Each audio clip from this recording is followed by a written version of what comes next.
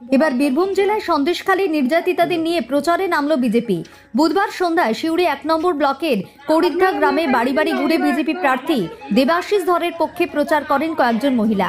তাঁদের দাবি তারা সন্দেশখালী থেকে এসেছেন।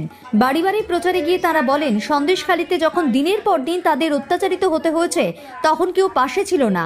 এমনকি গোটা ঘটনা সামনে আসার পরেও মুখ্যমন্ত্রী একবারও তাদের পাশে দাঁড়াননি। কিন্তু বিজেপির নেতারা তাদের সমর্থন জানিয়েছেন। তাই আসন্ন লোকসভা নির্বাচনে বিজেপি প্রার্থীকেই জয়ী করার ডাক দেন তারা।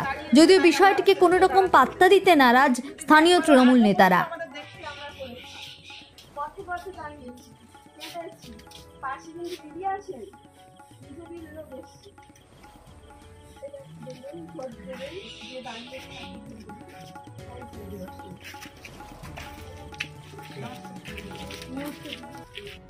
কিছু কথা বলতে এসেছি, আপনারা শুনুন আমার কথাটা। সন্দেশখালীর মায়েদেরকে যেভাবে কষ্ট দিয়েছে শেখ শাহজাহান, শিবু হাজরা, ওরা রাত্রিবেলা করে তুলে নিয়ে যেত, স্বামীদের পাশ থেকে নিয়ে যেত, কিন্তু স্বামীদেরকে অধিকার ছিল না যে স্বামীদেরকে যে আটকাবে, সেই অধিকারটা স্বামীদের ছিল না। যদি আটকাতে যায় তা ধরে স্বামীদেরকে মারবে, সেই ভয়ে স্ত্রীরা যাবে সাথে। সেখানে গিয়ে নানান রকম পরিস্থিতির মধ্যে পড়তে হতো, ওদের অত্যাচার করতো খুব। সেই অত্যাচারের শিকার হয়েছে ওরা।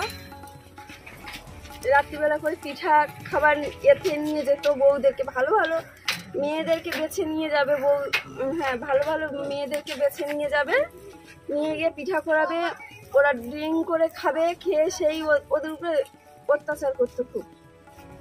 আমরা চাইছি আপনারা ভোট দিন হচ্ছে বিজেপিকে, এটাই চাইছি। সেইটুকু করেছে মানে শাহজাহান বা অন্যান্য তৃণমূল নেতারা, তো সেইখানে দাঁড়িয়ে বিজেপিকেই ভোট দেওয়ার আহ্বান কেন? অন্যান্য বিরোধী শক্তিও তো রয়েছে, বিজেপি কেন?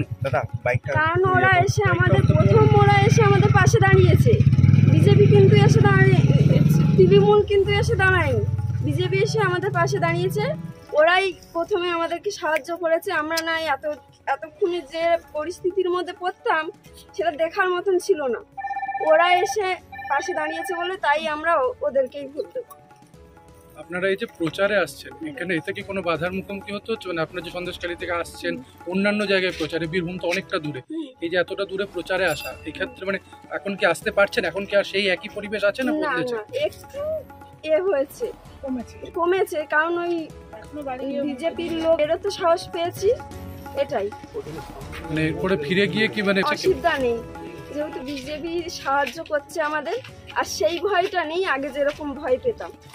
তৃণমূল একটা প্রচার তো কন্টিনিউস করছে যে লক্ষ্মীর ভান্ডারে টাকা বাড়ানো হয়েছে, মহিলাদের ভোট তৃণমূলের পক্ষেই যাবে। সন্দেশখালী কি বন্ধ করে দিয়েছিল, তখন কি আমাদের কি চলছিল না?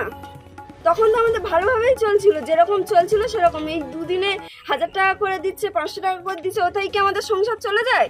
ও টাকা আমাদের লাগবে না। 2 মাস তো না 3 মাস বন্ধ করে দিয়েছিল, তখন আমরা চলছিলাম, আমরা কি খেতে পারি?